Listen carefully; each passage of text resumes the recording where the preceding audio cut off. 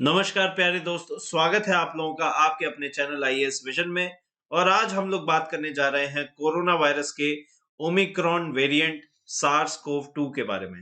तो इसके पहले मैं एक वीडियो इस पे और बना चुका हूं, और अगर आप उस वीडियो का एक्सेस चाहते हैं तो प्लीज आई बटन पे क्लिक करके उस वीडियो को आप देख सकते हैं। लेकिन ये वीडियो ज्यादा अपडेटेड होगा और उस वाले वीडियो से ज्यादा इंफॉर्मेशन इसमें रहने वाली है। हम लोग ये तक जानेंगे कि वायरस क्या होता है, आरएनए क्या होता है, किस तरीके से काम करता है, और उसमें कौन कौन सी चीजें हैं जो कि आप बहुत ही आसानी से अच्छे तरीके से ध्यान में रख सकते हैं। ये वीडियो इंफॉर्मेशन देने के लिए बहुत ज्यादा जरूरी है, ताकि सब लोगों तक अवेयरनेस पहुंचाई जा सके, और बहुत ही आसान भाषा में मैं सारी चीजें आप लोगों के सामने रख के चलूंगा। तो चलिए वीडियो को शुरू करते हैं। वीडियो को अंत तक जरूर देखिएगा, पसंद आने पे लाइक कीजिएगा एंड जितना हो सके दिल खोल के इसे शेयर कीजिएगा। चलिए, तो सबसे पहले हम लोग जरा समझ लेते हैं कि वायरस होता क्या है।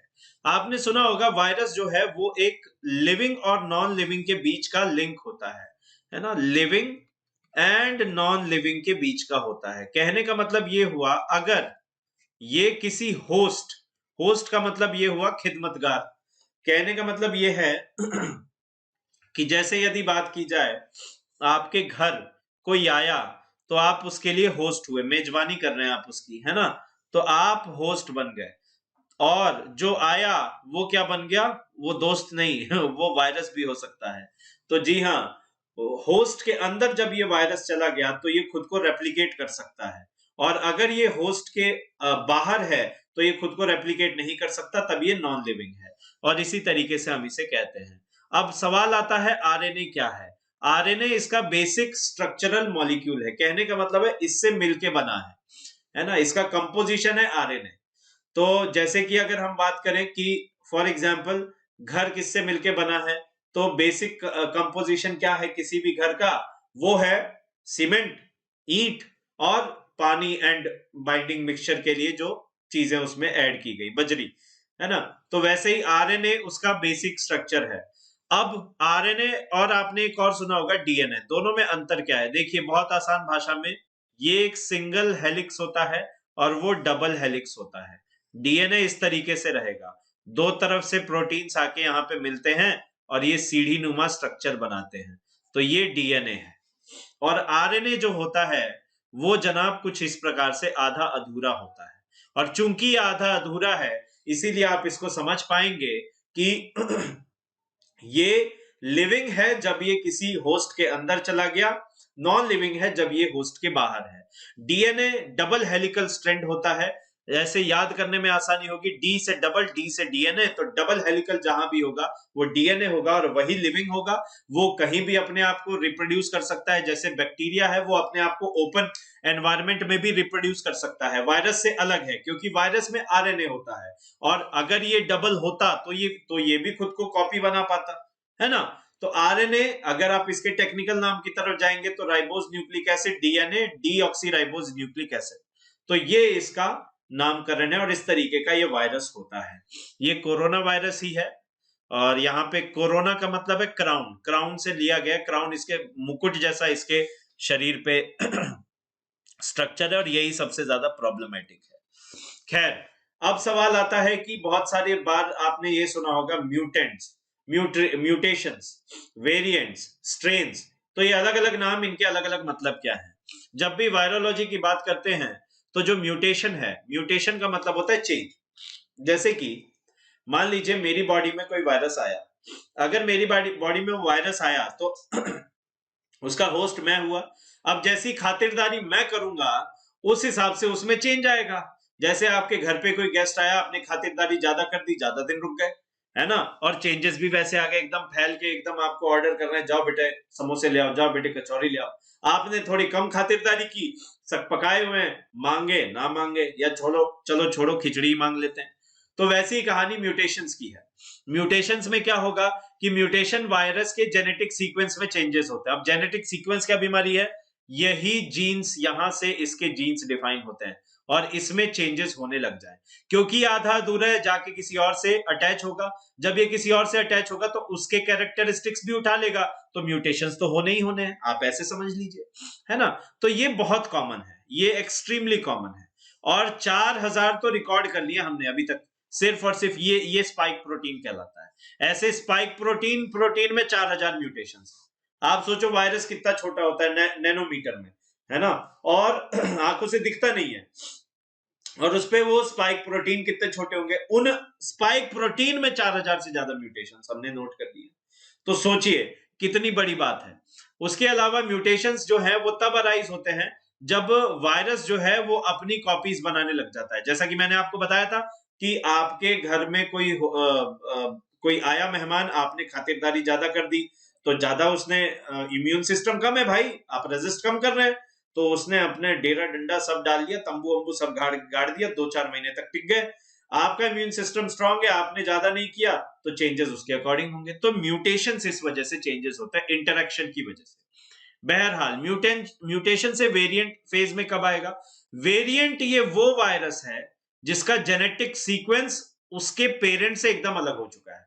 कहने का मतलब ये है कि देखो, म्यूटेशन जब बहुत सारे म्यूटेशंस मिलके ऐसा बन जाए कि ये पूरे के पूरे वायरस, जैसे मान लो हमने कहा कि मान लीजिए मेरे शरीर में 4 हाथ है ना, मैंने ये कहा, तो ये मेरे शरीर का एक म्यूटेशन है।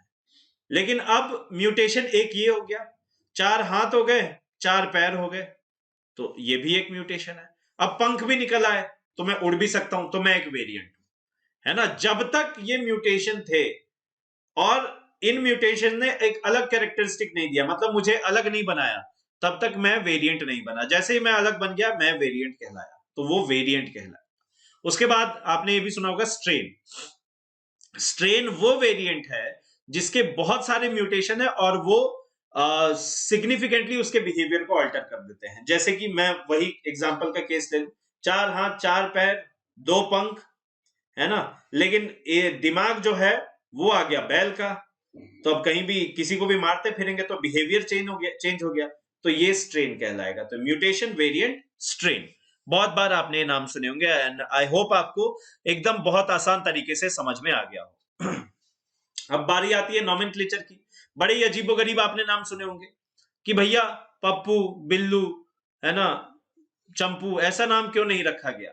हमने इनका नाम alpha, beta, gamma, delta, upsilon, zeta, eta, theta, iota, kappa, lambda, mu, nu, xi, omicron, pi, rho, sigma, tau, upsilon, phi, chi, psi और ओमेगा, तो ऐसे नाम ही क्यों रखे? बाय द वे आपको बताते ही ग्रीक अल्फाबेट्स है, ठीक है जनाब, ये क्या है? सारे के सारे ग्रीक अल्फाबेट्स।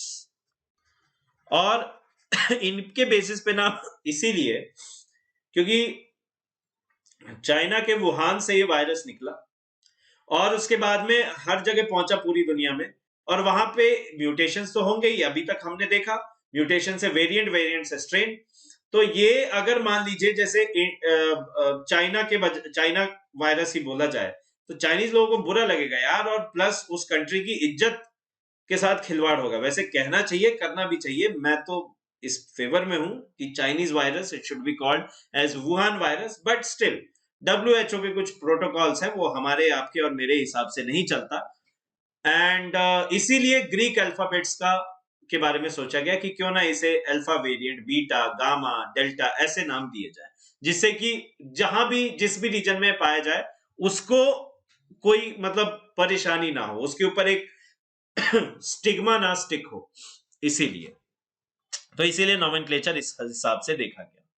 बहरहाल अगर आप देखें तो ये एक डायग्राम है छोटा सा आपके सामने, देखिए अल्फा कहां पाया गया, अल्फा ने कहां आतंक मचाया था। अल्फा ने सितंबर 2020 में यहां पे एकदम तबाही मचा दी थी यूरोप क्षेत्र में, है ना। उसी प्रकार से डेल्टा जो सेकेंड वेव आई थी हमारे यहाँ पे अक्टूबर 2020 में, इसने आतंक मचा के रख दिया था, है ना। डेल्टा वेरिएंट हमारे यहाँ पाया गया था, राइट, हमारे यहाँ से है। और उसके बाद में गामा वेरिएंट जो है आपने सुना होगा, ब्राजील में नवंबर 2020 में, पिछले साल ब्राजील में बहुत ही ज्यादा तबाही थी, ये गामा वेरिएंट जो है वो वहां से था। अभी 98% अगर देखा जाए पूरे वर्ल्ड में डेल्टा वेरिएंट ही पिक्चर में है। उसके बाद में बीटा की शुरुआत हुई मई 2020 और ओमिक्रॉन फिर अब नवंबर 2021 और साउथ अफ्रीका में पाया गया। बहरहाल आप सोच रहे होंगे कि ये सारे तो वेरिएंट हैं, अब दो वेरिएंट स्किप किए डब्ल्यूएचओ ने, एक न्यू और एक शी। तो न्यू क्यों? देखिए न्यू के साथ में क्या है कि अगर न्यू किया जाए जिसे ऐसे लिखा जाता है तो ये न्यू जैसा साउंड होता है, इसका साउंड न्यू जैसा आता है, तो लोग कंफ्यूज रहेंगे, अरे नया कोरोना वायरस आ गया क्या, भगदड़ मच जाएगी, है ना। वैसे भी आज इंफॉर्मेशन कम पहुंचती है, लोगों तक अफवाहें पहले पहुंच जाती है। और शी इसीलिए क्योंकि चाइना में हर बहुत कॉमन नाम है ये, मतलब शी, जैसे हमारे यहाँ पे राम एक कॉमन नाम है, वैसे ही वहां पे शी एक बहुत कॉमन नाम है। और वहां तो शी जिनपिंग, अब सोचो शी वायरस, शी वेरिएंट, अरे यार लोग पगला जाए चाइनीज तो that is why she variant को स्किप करके अब सीधे सीधे ओमिक्रॉन, जो कि ऐसे स्मॉल ओ लिखा जाता है, इस पे आ चले हैं, राइट। होपफुली ये लास्ट हो, but corona virus is not going to go anywhere. Anyways अब कुछ एक फैक्ट्स है, थोड़े से आप जरा देख लीजिए। ये जो B.1.529 वेरिएंट है जिसका नाम ओमिक्रॉन रखा गया है, ये वेरिएंट ऑफ कंसर्न है और इसे सबसे पहले डब्ल्यूएचओ में रिपोर्ट किया गया 24 नवंबर को साउथ अफ्रीका में। साउथ अफ्रीका इसका ओरिजिन है, जी हाँ। उसके अलावा अभी तक यह आइडेंटिफाई हुआ है कि इस वेरिएंट के 32 म्यूटेशंस हैं, जिनमें से 15 तो सिर्फ और सिर्फ स्पाइक प्रोटीन पे है, राइट। अब स्पाइक प्रोटीन और यहां एक नया शब्द आप देख रहे होंगे, ACE2 रिसेप्टर्स। अब फिर से अपन जरा अपने थिंकिंग कैप्स को लगाते हैं और जरा समझने की कोशिश करते हैं कि यहां पे होता क्या है, ठीक है। तो ये दो स्लाइड्स स्किप करके उसको बाद में समझेंगे, जरा इसको हम लोग समझ लें। देखिए कहानी समझिए थोड़ी सी। हमारी बॉडी में स्पेशली नोज, टंग, हार्ट, लंग्स और कोलॉन, कोलॉन मींस हमारे लार्ज इंटेस्टाइन का पार्ट, तो खैर वहां पे ACE2 ये प्रोटीन पाया जाता है। अब आप बोलेंगे सर एस क्या है, व्हाट इज एस? एस अगर आप नाम जानना चाहते हैं, चलिए मैं नाम बता देता हूं। एस का मतलब, ACE2 का मतलब होता है एंजियोटेंसिन कन्वर्टिंग एंजाइम 2। चकरा गया ना, नहीं याद करने की जरूरत, ACE2 काफी है, ठीक है। सो ACE2 ये एक प्रोटीन प्रेजेंट होता है इन जगहों पे सबसे ज्यादा। अब क्या है, ये जो ACE2 है ये एक ताले की तरह है, और ताले की चाबी तो होती है, और चाबी क्या है, कोविड-19 का ये स्पाइक प्रोटीन। और अभी तक वैक्सीन क्यों हमारी असरदार थी, वैक्सीन किस हिसाब से काम करती हैं? देखिए वैक्सीन का क्या है कि वैक्सीन ये यहां पे ACE2 रिसेप्टर्स पे जाके बाइंडिंग कर देती है, जिसकी वजह से ये इससे जाके जुड़ता नहीं है, तो ताले की चाबी फेल हो जाती है। अब जुड़ो कैसे जुड़ोगे, है ना। लेकिन इसमें क्या है, मतलब होता यह है कि ये चाबी जाके ताले में घुस गई तो ये आ जाके गया चिपक, और जब ये गया यहां पे चिपक, तो फिर अब ये क्या होगा कि ACE2 रिसेप्टर, अब बेसिकली ये जो एंजाइम का नाम हमने बताया है, जो एंजियोटेंसिन हमने कहा, एंजियोटेंसिन, ये एक एंजाइम अगर क्रिएट हुआ, इसको तोड़ा नहीं गया, इसको छोटे छोटे में नहीं तोड़ा गया, तो क्या होगा कि आर्टरीज में सूजन आ जाएगी, और बेसिकली चेस्ट में एक इन्फ्लेमेशन होगा, मतलब एक कहते हैं ना सांस लेने में तकलीफ। और जो लंग्स होते हैं, उन लंग्स में बेसिक जो स्ट्रक्चर होता है जहां पे आके मिलता है, ये आपने 10वीं क्लास में पढ़ा होगा कि यहां से ब्लड लेके आती हैं आर्टरीज, और इसमें एल्विलाई इसे कहते हैं, एल्विलाई। तो एल्विलाई में बेसिकली क्या होता है, ऑक्सीजन और कार्बन डाइऑक्साइड का एक्सचेंज, आप ऐसे मान लीजिए, बिल्कुल सिंपल भाषा में। अब वहां तो ACE2 प्रेजेंट है रिसेप्टर, वो ताला है, चाबी पहुंच गया, कोविड-19 इसने जाके वहां चिपक गया, ये परमानेंटली इसको डैमेज कर देगा, है ना। ये छलिया है बेसिकली, ये इस पे इस रिसेप्टर को लगता है कि ठीक है ये तो आ गया, आया जी आया, मेरा एंजियोटेंसिन आया, लेकिन ये तो कुछ और है, ये बर्बाद कर देता है, और इसीलिए कोविड-19 के बाद में जो परमानेंट लंग डैमेज है वो परसिस्ट कर जाता है, इसीलिए डेंजरस है ना। और फिर हुआ ये कि जब ये गया जुड़, तो इसने क्या किया, अपना स्ट्रैंड ये छोड़ दिया, और ये यहाँ पे रेप्लिकेट होने लगा, और बहुत सारे वायरसेस अब रेप्लिकेट होने लगे, तो बस तो फिर जयराम जी की वहां पे अब कहानी चालू हो जाती है। दर्द, चेस्ट पेन, उसके अलावा चेस्ट में सोरनेस, उसके अलावा लंग्स से ब्रीथ कर पाने की प्रॉब्लम, ये प्रॉब्लम्स होने चालू हो जाती है। तो एकदम सिंपल भाषा में ये आपके सामने है। अब जरा ये समझ लेते हैं कि वेरिएंट ऑफ इंटरेस्ट और वेरिएंट ऑफ कंसर्न क्या होता है। देखिए, डब्ल्यूएचओ के अंडर ही है टैग वी। अब ये टैग वी क्या बीमारी है? देखिए, टैग वी एक टेक्निकल एडवाइजरी ग्रुप है जो कि कोविड 19 वायरस के इवोल्यूशन के लिए को ट्रैक करने के लिए बना है। यानी कि ये चेक करेगा कि कोविड 19 वायरस का इवोल्यूशन कैसा है। ठीक है, ये इस इवोल्यूशन को चेक करता है। यहां पे बेसिकली जितनी भी हेल्थ एजेंसीज है पूरी दुनिया भर की, वो डब्ल्यूएचओ के पास डेटा भेजती है, ये डेटा शेयर करती है टैगवी के साथ। टैगवी चेक करता है कि इसका एवोल्यूशन कैसा होगा। उन्होंने म्यूटेशन, वेरिएंट और ये सारे नॉमेनक्लेचर, स्ट्रेन, इन सबके नॉमेनक्लेचर देते हैं, राइट। अब ये जो SARS-CoV-2 वेरिएंट ऑफ इंटरेस्ट तब बनेगा, VOI तब कहलाएगा, जब इसके जेनेटिक चेंजेस जो हैं वो वायरस के कैरेक्टरिस्टिक्स को अफेक्ट करने लग जाए। जैसे कि डिजीज की सिवियरिटी, है ना, किस हद तक आपको प्रॉब्लम हो रही है, उसका ट्रांसमिशन इजी हुआ या नहीं, या आपका इम्यून सिस्टम पे कितना इफेक्ट पड़ा है ये। उसके अलावा इसको बहुत सारी कंट्रीज से ये डेटा आने लगा हो, तो कहने का मतलब टैग भी पहले आइडेंटिफाई करेगा अगर बहुत सारी कंट्रीज से आ रहा है। उसके साथ साथ ये जो वेरिएंट है उसने इतने चेंजेस ला दिए कि अब जो डिजीज है उसकी सिवियरिटी और ट्रांसमिसिबिलिटी, यानी ट्रांसमिशन तेजी से होने लगा, सिवियरिटी उसमें आ गई। सिवियरिटी का मतलब ये हुआ कि डिजीज जो है और खतरनाक बन गई, है ना, और इम्यून सिस्टम को इफेक्ट कर रही है। तो वो वेरिएंट ऑफ इंटरेस्ट कहलाएगा। समझ गए? दो कंडीशन वेरिएंट ऑफ इंटरेस्ट के लिए। अब वेरिएंट ऑफ कंसर्न कब बनेगा? ये वेरिएंट ऑफ इंटरेस्ट के बाद की स्टेज होती है वेरिएंट ऑफ कंसर्न, जिसे आपने सुना होगा कि वेरिएंट ऑफ कंसर्न, इसको नाम दिया गया है। अब इसे वेरिएंट ऑफ कंसर्न डब्ल्यूएचओ ने कह दिया है। तो वेरिएंट ऑफ कंसर्न ओमिक्रॉन कैसे बना? देखिए, इंक्रीज इन ट्रांसमिसिबिलिटी। देखिए, भी बहुत ज्यादा डेटा नहीं है हमारे पास में ओमिक्रॉन वेरिएंट को लेके, लेकिन जितना भी डेटा है, इनिशियल डेटा से हम कह सकते हैं कि इसमें ट्रांसमिशन बहुत तेजी से होता है, बहुत तेजी से ये फैलता है ना। तो ट्रांसमिसिबिलिटी इसकी बहुत तेज है, या फिर वायरुलेंस का मतलब है सिवियरिटी, है ना, या फिर ये सिवियर हो जाए बहुत ज्यादा, या फिर ये पब्लिक हेल्थ मेजर्स को अफेक्ट करने लग जाए।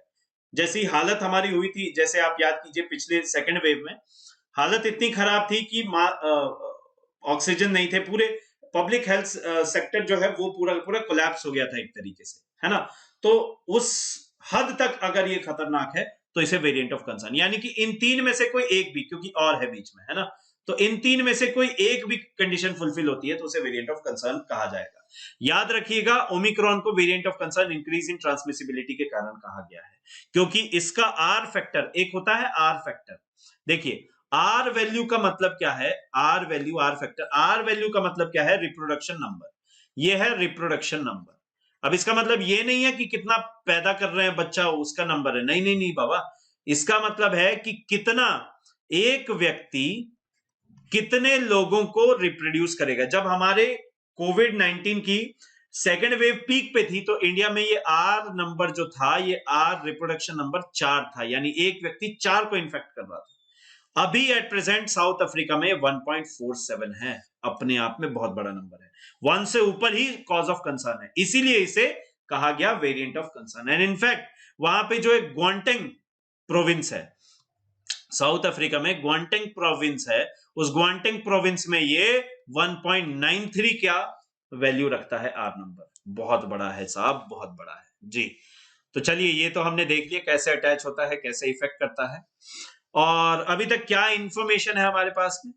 तो ये कहता है कि बहुत सारे म्यूटेशंस है भाई साहब इसमें, है ना। और ये म्यूटेशंस, देखिए थ्योरी क्या है कि ओमिक्रॉन पैदा कैसे हुआ। ये कोविड 19 वायरस जो था, जो बेसिकली ये बीटा का वेरिएंट है, बीटा से निकला हुआ है। तो ये जो कोविड 19 का वायरस था, ये बीटा स्ट्रेन का एवोल्यूशन है। तो ये किसी एक पर्सन को जाके, ऐसे पर्सन को इफेक्ट किया जो इम्यूनो कॉम्प्रोमाइज था। कहने का मतलब है कि जिसको HIV एड्स हो, है ना, एड्स पेशेंट, या फिर हम बोले जिसको जेनेटिक डिसऑर्डर्स हैं, है ना, या फिर हम यूं कहें कि जेनेटिक डिसऑर्डर हुआ, या फिर मान लीजिए इम्यून इसका अच्छा नहीं है, डायबिटिक पेशेंट है, तो ऐसे लोगों के साथ जाके इसने क्या किया, अटैच हो गया, इसने इनके साथ इंटरेक्ट किया। अब हम देख चुके हैं कि जैसा होस्ट वैसे चेंज, तो ये इनके कैरेक्टरिस्टिक्स ले लेगा। अरे छलिया है ना वायरस, तो इनके कैरेक्टरिस्टिक ले लिए। अब इनके कैरेक्टरिस्टिक ले लिए तो ये इसकी वजह से, ये थियरी है, दिस इज अ थियरी। तो इनिशियल डेटा भी, तो डेटा बहुत ज्यादा नहीं है ना हमारे पास, तो थियरी यही है कि इसी वजह से ये अब नया वेरिएंट निकल के आया। हालांकि अभी तक कोई ऐसा ठोस सबूत नहीं है कि जो सिम्टम्स हैं वो अलग हैं बाकी वेरिएंट से, सिम्टम्स वैसे ही हैं, है ना, और सिवियर सिम्टम्स भी नहीं है। मतलब कहने का मतलब यह है कि सिम्टम्स हैं, लेकिन बहुत ज्यादा सिवियर सिम्टम्स की कहानी यहां पे नहीं निकल के आती है, राइट। सो सिम्टम्स हैं, लेकिन सिम्टम्स वैसे ही हैं जैसे पिछले वाले के थे, राइट। सिम्टम्स हैं लेकिन सिम्टम्स वैसे ही हैं जैसे पिछले वाले के थे, है ना। अच्छा, उसके अलावा अगर यहां पे देखा जाए तो सिवियरिटी भी बहुत ज्यादा नहीं आई है। तो मतलब ये नहीं है कि इसकी वजह से बहुत ज्यादा डेथ्स हुई है। ट्रांसमिशन फास्ट है, डेथ्स के बारे में हम कहेंगे कि बहुत ज्यादा डेथ्स नहीं हुई है। देखिए यहाँ पे आर वैल्यू के बारे में रही कि साउथ अफ्रीका में 1.47, और जहां पे सबसे ज्यादा है ग्वाटेंग प्रोविंस में 1.93 है, राइट। तो ये बहुत बड़ा कंसर्न है। ये द हिंदू का एक एक्सर्प्ट है जहां पे 30 कंट्रीज में ये फैल चुका है और 375 केसेस है, जिनमें सबसे ज्यादा जैसे साउथ अफ्रीका, घाना, यूके। देखिए साउथ अफ्रीका तो इफेक्ट हो ही रहा है, उसके अलावा यूके फिर से, यूके एंड यूरोप फिर से, देखिए नीदरलैंड्स, पोर्चुगल, जर्मनी, ये पूरा का पूरा यूरोप में ही फैल जाएगा। और जो तांडव मचाया था कोविड-19 ने शुरुआत में पूरे यूरोपियन कंट्रीज में, वैसा दोबारा मचा सकता है। इंडिया में अभी तक 2 हैं एंड 20 ऐसे लोग हैं अभी जो रिफ्रेन कर रहे हैं, जिनके बारे में अभी ट्रैकिंग नहीं हुई है। So that is why India के लिए भी ये बहुत बड़ा एक कॉज ऑफ कंसर्न है। कंसर्न्स क्या क्या है कि री इन्फेक्शन फिर से हो सकता है। देखिए अभी हमने देखा, थियरी यही सजेस्ट कर रही है कि इम्यूनो कंप्रोमाइज पर्सन के साथ इंटरेक्ट किया, कोविड हुआ और ये वायरस निकल के आया। अब इसने ऐसे कैरेक्टरिस्टिक डेवलप कर लिए कि जो होता था यहां पे, वैक्सीन्स क्या करती थी, स्पाइक प्रोटीन को ही मतलब यहां पे ही इनके जुड़ने की कैरेक्टरिस्टिक्स को उड़ा देती थी, जिसकी वजह से इंफेक्शन नहीं होता था, है ना। अब क्या हुआ है कि किसी एक कैरेक्टरिस्टिक ऐसे को पकड़ लिया जिसने कि ये उस वैक्सीन के बावजूद यहां पे जाके जुड़ जाता है, राइट। तो री इन्फेक्शन हो जाता है, और जो लोग वैक्सीन ली हुई है उनको भी इन्फेक्शन हो रहे हैं, राइट। जैसे अभी रिसेंटली इंडिया में, बेंगलुरु में एक यूके एंड यूएस सिटीजन आए थे, US and Canada citizen, sorry, और दोनों को फाइजर जो वैक्सीन है वो लगी हुई थी। स्टिल ओमिक्रॉन पॉजिटिव पाए गए, मतलब कोविड-19 positive and omicron variant. RTPCR से पता चल रहा है, बिल्कुल आरटीपीसीआर टेस्ट से पता चल रहा है, पॉलीमरेज चेन रिएक्शन टेस्ट। और इसमें बहुत सारे इसमें म्यूटेशंस हैं। सबसे बड़ी प्रॉब्लम है कि बहुत सारे म्यूटेशंस हैं, लेकिन अभी जो वैक्सीन्स हैं, जैसे जो वैक्सीनेटेड लोग हैं वो रीइंफेक्ट तो हो रहे हैं, लेकिन डेथ और सीवियर डिजीज नहीं हो रही, बहुत खुल के सिम्टम्स नहीं आ रहे और डेथ नहीं हो रही, राइट।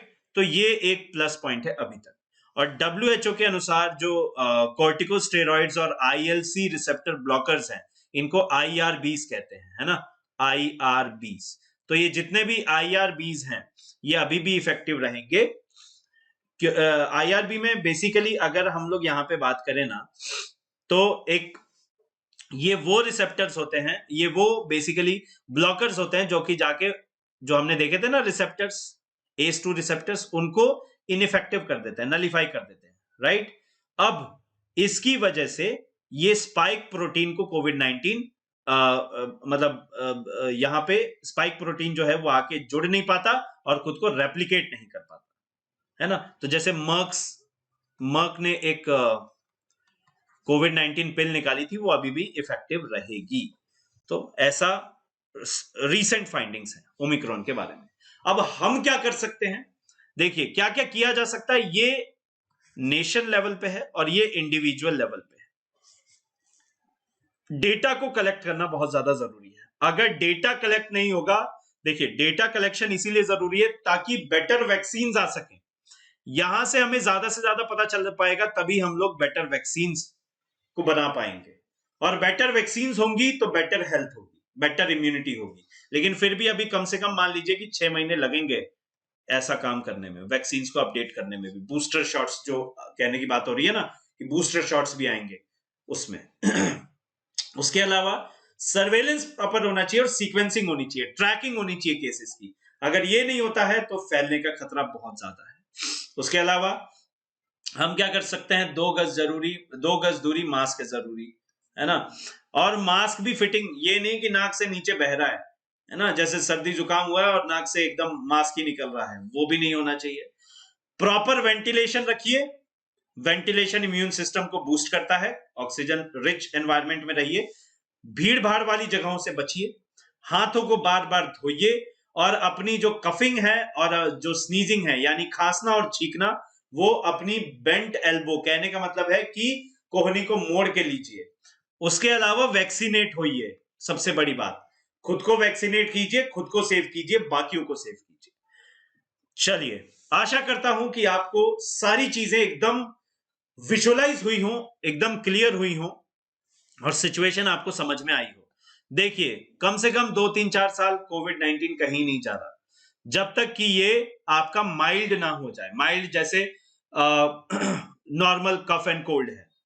एक छोटा बच्चा होता है, उसको शुरुआत में कफ एंड कोल्ड की प्रॉब्लम रहती है ना। लेकिन जैसे जैसे 100% उसकी इम्यूनिटी थ्रेट पे है जब उस बच्चे को नया नया होता है, लेकिन धीरे धीरे दूसरी तीसरी बार होगा तो वो सिवेरिटी कम हो जाती है। आपको भी कफ एंड कोल्ड, अभी जैसे इस वीडियो को रिकॉर्ड करते वक्त मुझे भी नॉर्मल कोल्ड है, लेकिन इसका मतलब ये नहीं है कि इसकी वजह से मैं मर जाऊंगा। तो वैसे ही कोविड-19 के साथ में भी होगा। कोविड-19 धीरे धीरे जब ये वायरसेस जाके म्यूटेट होंगे, ऐसे लोगों पे जाके स्ट्राइक करेंगे जिनको कॉमन कफ एंड कोल्ड हुआ है। और जो कॉमन कफ एंड कोल्ड का वायरस है, राइनो वायरस, उसके कैरेक्टरिस्टिक्स को अडॉप्ट करेगा, फिर ये माइल्डर की तरफ बनता जाएगा। एंड ऐसा लग तो रहा है, रीसेंट रिपोर्ट, अगर आज की न्यूज की बात करूं WHO की, तो उनका कहना है कि ये माइल्डर है। तो हो सकता है कि माइल्ड फॉर्म ओमिक्रॉन या उसके बाद वाले वेरिएंट्स हो, लेकिन इसका मतलब ये नहीं है कि थ्रेट नहीं है। थ्रेट बहुत बड़ा है, अभी भी ध्यान रखने की और ध्यान देने की बहुत जरूरत है। आशा करता हूं आप इन सब बातों को का पालन करेंगे एंड बाकी लोगों को भी एडुकेट करेंगे। चाहे अपने आप कीजिए या मेरे इस वीडियो को शेयर करके कीजिए, लेकिन कीजिए जरूर। मिलते हैं अगले वीडियो में, तब तक के लिए जय हिंद, जय भारत, वंदे मातरम।